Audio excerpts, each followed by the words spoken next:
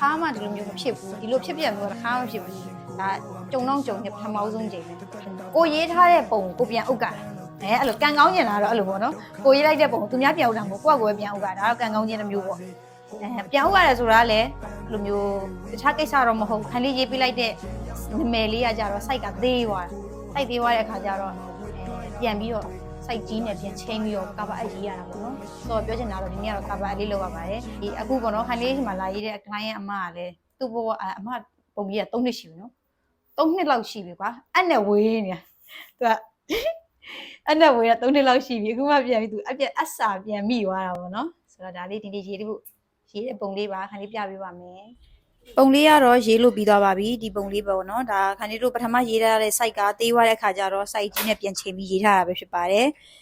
3နှစ်လောက်ပုံမရေးတာ3နှစ်လောက်ရှိသွားပြီဆိုတဲ့အတွက်ကြောင့်မို့လို့ပြန်ရေးတဲ့အခါမှာအခက်အခဲလေးတော့ရှိပါတယ်ဒါပေမဲ့တယောက်နဲ့တယောက်ညှိညှိနှိုင်းနှိုင်းနဲ့ပဲရေးသွားလိုက်ကြတာခန်းလေးတို့နောက်ဆုံးတော့ပြီးသွားပါတယ်ဒီလိုလေးကိုဆုံးဖြတ်ကြည့်ပြီးအတွက်လည်းကျေးဇူးအများကြီးတင်ပါတယ်